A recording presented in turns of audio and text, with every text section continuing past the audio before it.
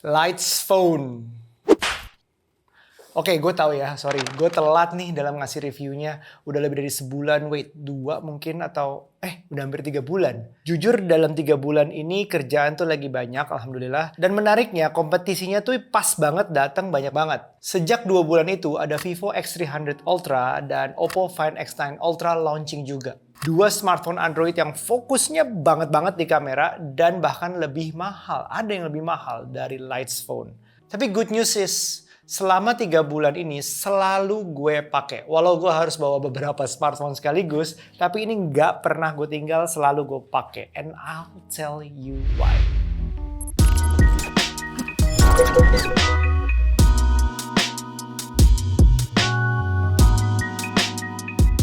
Secara desain tetap gue menganggap this is the most well-designed phone ever. Gue mungkin bias ya, soal ini ada hubungannya dengan kekaguman gue sama branding Leica selama ini. Leica tuh udah jadi brand idaman gue sejak lama. Pengen banget punya kamera Leica, tapi belum kesampaian sampai saat ini. Gak pernah, gue belum beli. Desain kamera Leica adalah klasik, abadi, dan inspirasi bahkan buat brand-brand lain. Yang berawal dari M3, M9, sampai yang baru-baru pun, yang desain modern pun, mereka pindahnya dari klasik ke agak modern itu smooth banget. Lihat Leica Q3 yang jadi idaman gue sekarang. Modern tapi elemen klasiknya itu masih ada. Kombinasi warna hitam merah dengan adanya logo lingkaran Leica tuh udah pas banget, iconic banget.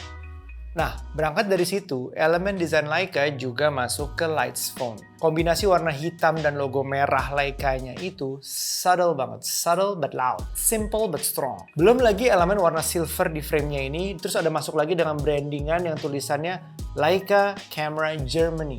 Why? Cause why not? Dan diakhiri dengan detail spek lensa Leica-nya yang di tengah lingkaran ini.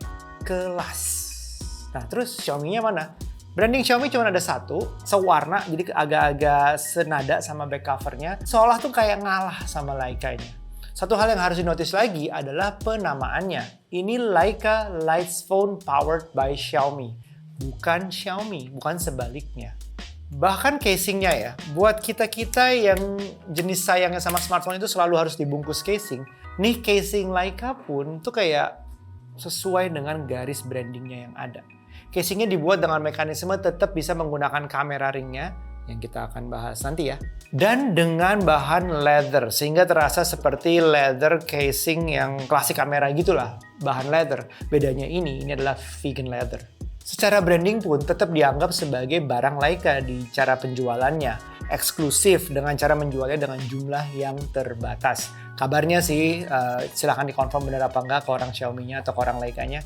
Cuma ada 100-an di Indonesia dan 1000-an di dunia. Dijualnya bahkan juga di toko Leica yang ada di Plaza Senayan itu. Dan launchingnya pun dihadiri bukan cuma kayak brand ambassador, KOL, tapi juga bener-bener fansnya Leica. The full package of class.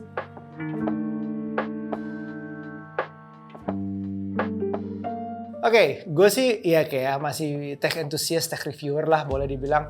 Gue harus ngomongin teknologinya. Sebenarnya secara specs ini udah mentok yang bisa ditawarkan smartphone Android ya kurang lebih lah, mentok lah ya saat ini. Harga 30 juta itu udah mendapatkan ya biasa prosesor terakhir yang sampai saat ini sudah diluncurkan itu yang terbaik dengan RAM-nya 16GB, storage-nya 1TB, itu pun udah mentok banget untuk Android. Saat ini tuh kayak nggak ada yang di atas itu. Android 16 dan ya segala-segalanya lah.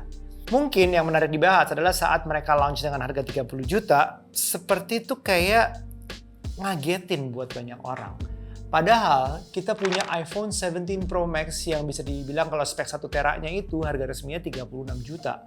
Dan ternyata keluar Vivo X300 Ultra yang 1TB-nya tuh harganya 30 juta kurang 1000. Dan lanjut lagi ada Oppo yang baru aja launch dengan Find X9 Ultra yang 1TB-nya harganya 31.900 lah, hampir 32 juta.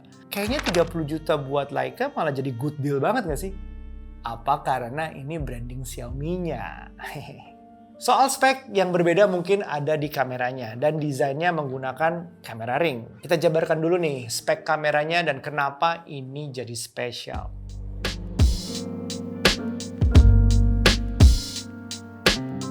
Kita mulai dari kamera utamanya ya, yang 23mm dan 50 megapiksel Live Vision 1050L dengan sensor yang ukurannya 1 inch. f1.67 super cepat untuk kondisi yang low light. Di lensa ini ada teknologi low Vic HDR. Dia tuh bikin dynamic range-nya itu luas banget. Detail bayangan dan langit tuh terang nggak gampang bocor. Dia ada OIS-nya dan ukuran pixelnya besar, 3,2 microns ya. Itu 4-in-1 super pixel.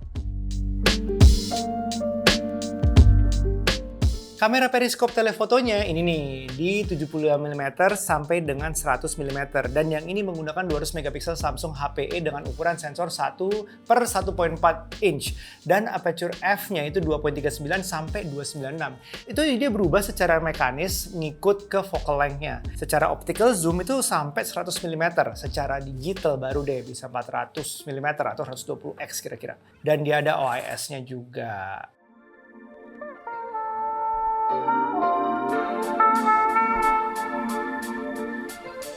Nah, kamera ultrawide-nya 14mm atau 0,6x.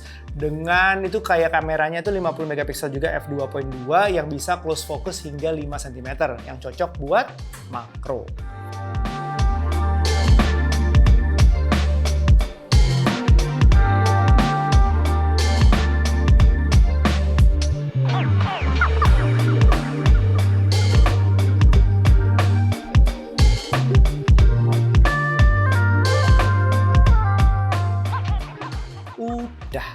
Cuma 3. Beda dengan pesaing-pesaingnya memang. Vivo dan Oppo bahkan dengan Xiaomi 17 Ultra aja dia beda. Xiaomi 17 Ultra menggunakan 4 kamera belakang dan itu termasuk 2 kamera tele. Lights Phone cuma 3 kamera belakang, tapi mereka merasa cukup dengan ini. Satu kamera lagi tentunya adalah ya sama lah dengan yang lainnya, kamera depan yang 50 megapiksel autofocus f2.2 dengan focal length 21mm. Cukup bagus lah ya untuk selfie, wifi atau video call.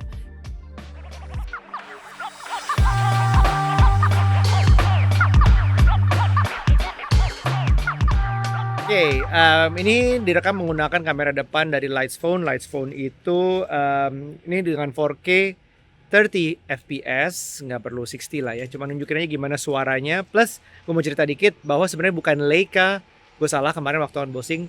Yang benar adalah Leica. Kenapa namanya itu Leica? Karena Leica singkatan dari Ernst Lights dan kamera. Jadi dia tuh kameranya lights camera, Leica. Nah, perhatiin kan kenapa ini namanya Lights Phone, karena ini telepon sebenarnya, smartphone sebenarnya yang dibuat oleh Lights itu, Ernst Lights GmbH. Nah, pertanyaan gue, kenapa nggak Live Phone? Lai, ya nggak sih? Live Phone. Balik ke kamera belakang, denger deh nih. Kenceng ya suaranya ya, menurut gue kenceng juga. Ini adalah sistem mekanik mereka dalam membuat smartphone ini tetap stabil. Mungkin ini salah satu yang terasa paling berisik kalau digoyangin kayak gini, tapi hasilnya nggak mengecewakan. Nah, 2 hal penting yang bikin beda dari smartphone lain adalah yang pertama yang udah ditunggu-tunggu mau dibahas ini adalah ini nih. Adanya kamera ring ini. Awalnya gue pikir ini gimmick, lalu malah ada poinnya gue pikir kayak ini ganggu. Karena setting defaultnya kalau gue lagi pegang-pegang gitu, lo nggak sengaja nyenggol ring ini, kameranya akan kebuka. Gue lagi ngapain, kameranya kebuka. Jadi ini harus di set. Ini tips ya, lo harus ke setting, ada kamera ring, terus lo harus kayak matiin auto nyalanya. Dan mumpung lo lagi di setting, ternyata ini cukup deepnya dan bukan gimmick lagi. Kamera ring ini bisa di-set beda kegunaan, bahkan di setiap mode kameranya itu pun bisa beda-beda. Gini, yang gue tahu awalnya dia bisa cuma ngubah zoom, EV, filter, dan focal length. Ternyata itu bisa dibuat beda setiap mode kameranya. Misal nih, untuk foto, 2 hal yang sering gue ubah adalah zoom dan EV. Karena zoomnya udah ada tuh di layar, bisa dipencet-pencet langsung kelihatan. EV-nya aja deh gue keker-keker. Karena gue biasanya kalau gue foto sendiri, gue turunin EV-nya sedikit, 0,3, 0,7. Tapi tergantung situasinya, tergantung cahayanya. Nah terus untuk video, biar zoomnya nggak jumpy gitu ya, gue baru set kamera ringnya untuk zoom. Beda kan? Kita tes videonya ya. Ini dengan settingan 4K 30 dan dia tanpa menggunakan mic tambahan, jadi suaranya as is, noise reduction-nya gue matiin, jadi ya apa adanya. Menurut kalian gimana? Dan yang harus diperhatikan tadi, gue bilang settingan bisa diatur dengan kamera ringnya untuk zoom. Jadi apakah ini memperhalus zoom in or zoom out-nya, sama bisa ngetes sambil zoom. Dan yang perlu diperhatikan, dia akan sedikit shifting kamera menggunakan lensa-lensa yang berbeda. Begitu lensanya ganti, dia shifting. Yang paling bagus adalah lo menggunakan kamera telenya yang 200 megapiksel. If you stay in that lens, it will be the sharpest. Bener nggak? Hal kedua adalah adanya dua simulasi kamera khusus yang ada di Lights Phone yang nggak ada di Xiaomi 17 Ultra, yaitu simulasi Leica M3 dan M9. Simulasi Leica M9 itu disebut juga dulu dikenal dengan CCD Magic. Leica M9 rilisan tahun 2009 adalah kamera full frame digital pertama Leica yang legendaris karena masih memakai sensor CCD atau Kodak CAF 18500. Karakter sensor CCD ini punya basis fans fanatik karena hasil warnanya yang sangat organik dan punya micro contrast yang khas. Karakter hasil fotonya tuh kayak warnanya tuh cenderung mateng dan kontras yang pekat di bagian bayangannya. Warna merah, biru, hijau punya saturasi yang agak solid ya, agak di atas, tapi tetap natural rasanya. Karakter skin tone itu juga punya kelihatan kayak lebih klasik dan punya kedalaman depth yang cinematic. Pas banget buat street photography. Itu kayak di siang dan di golden hour yang siang menjelang sore. Bagus deh. Simulasi yang kedua adalah kayak simulasi Leica M3 plus monopan. Itu monopan 50 atau the analog rangefinder. Wah, kayaknya ribet banget namanya. Tapi ya, dia mundur jauh ke tahun 54. Leica M3 adalah pelopor kamera rangefinder film 35mm yang mengubah sejarah fotografi dunia. Karena M3 adalah kamera film analog murni. Simulasi di Lights Phone ini, dia gabungin karakter lensa klasiknya dengan profil film hitam putih yang legendaris. Karakternya kayak gini lah ya, ini bukan sekedar foto berwarna terus dihilangin warnanya, saturasinya dihilangin jadi hitam putih. Nggak grayscale biasa gitu. M3 Monopan 50 ini tuh kayak nangkep deep blacks dan crisp whites. Nangkepnya itu tegas banget. Terus ditambah dia ada grainnya tapi halus, tapi kelihatan nyata. Ngasih kesan foto yang klasik, timeless, mentah dan puitis. Cocok banget buat portrait close up, arsitektur yang bertekstur, dan ya dokumenter jalanan yang melankolis. Intinya sih ya gini, gue gampangin deh. Kalau lo mau foto tajam bantuan AI, terus jarak jauh yang pakai tele segala macem, lo pakai mode yang biasa mungkin. Tapi kalau lo mau lepas dari itu semua, mau ala Leica, pakai dua simulasi ini. Udah juara banget, jiwanya beda.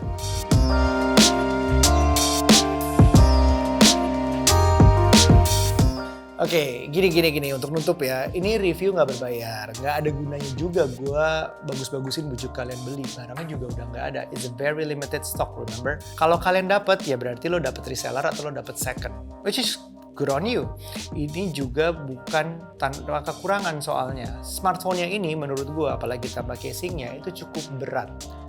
Ya buat beberapa berat, itu nyaman, kelas, enak dipegang ya buat fotografi segala macam, terasa kelasnya. Iya benar, tapi buat yang banyak bawaan kayak gue, selain tech reviewer bawa handphone banyak kan ada barang-barang lain juga ya, ini berat.